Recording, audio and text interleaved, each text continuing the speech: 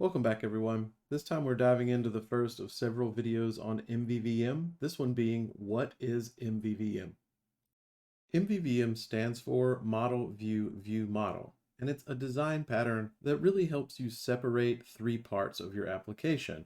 Your model, which is going to be your data like a database, your view, which is your UI that your user is interacting with, and then a view model, which helps your view get to your model without coupling it together.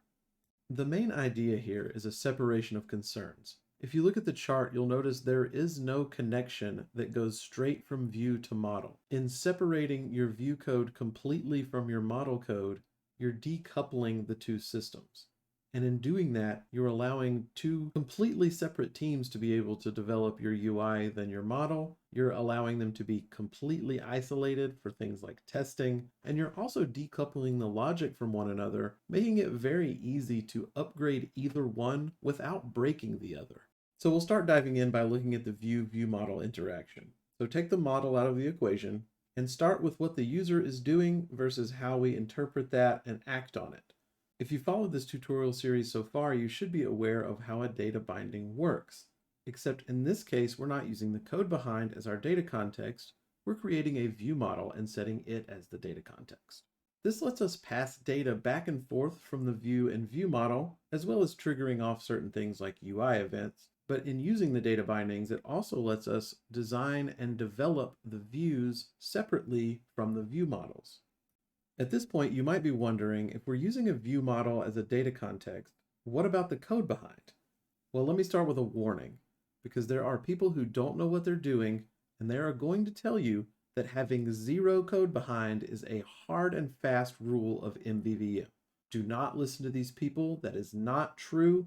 There are many times where using the code behind is much more efficient, perfectly acceptable, and sometimes required in MVVM. So what do you really need to know about the code behind? So first, it's generally avoided, and the important reason why is because it's generally not needed. Because of the nature of using a view model as a data context with data bindings, we go straight from the XAML into our view model. We don't need to call out our control specifically in the code behind anymore, and if we do, that usually means we're not using a data binding when we should. The second and most important rule of code behind in MVVM is that you have no business logic in your code behind. The reason for this is if you have even one line of business logic that relies on or manipulates your model in any way, you have coupled your view with your model, defeating the whole purpose of MVVM, because now your view cannot be tested or developed separately from your model itself. That being said, code behind can be used for view-specific logic.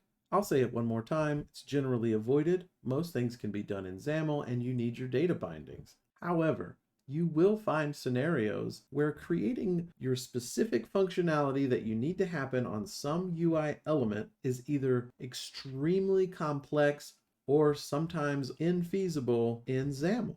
Now, if this logic only deals with a UI control and has nothing to do with your model itself, there's no reason not to use the code behind. So now that we've talked about going from our view to our view model and back, let's talk about our view model interaction. So in our view model, we're going to have the data and events that have happened from our GUI, and we can do some intermediate actions on those like validations and any other data formatting that needs to happen. And then from there, we have data access to our model. So that might be storing this data in simple objects or a file. Or it could be calling a database layer to store this data in a database. But also, we listen in the view model for events that happen in our model. Say the database was updated from somewhere else. We can hear that in the view model and then go update the GUI accordingly. Now that you know what MVVM is and sort of how it fits in WPF development, you have to ask, is MVVM right for you? And the only answer that I could give you is a solid maybe. I would start by asking yourself two main questions. First, what is the scope of my project? If your project is going to last a particularly long time, or have multiple developers or multiple development teams, you may want to go with MVVM because it will give you a nice design pattern structure to follow. It'll provide that isolation for testing and parallel development, and it's a good all-around design pattern for a larger or longer lasting project. On the other hand, if you have a small scope, maybe a week of prototyping here, a month of R&D there, maybe it's just you, maybe it's 2 developers, MVVM might not be right for you because instead of it helping you keep things simple, it could be adding additional unnecessary complexity, and your project just might not need it. The next thing I would ask is, what does the future hold for your project? It may be a one-off prototype now, but is this ever going to grow? Is this ever going to be expanded to have more people or more time or more features? If so, you may want to use MVVM up front, because going back later and trying to fit it back in and refactor everything may take longer than just setting it up front.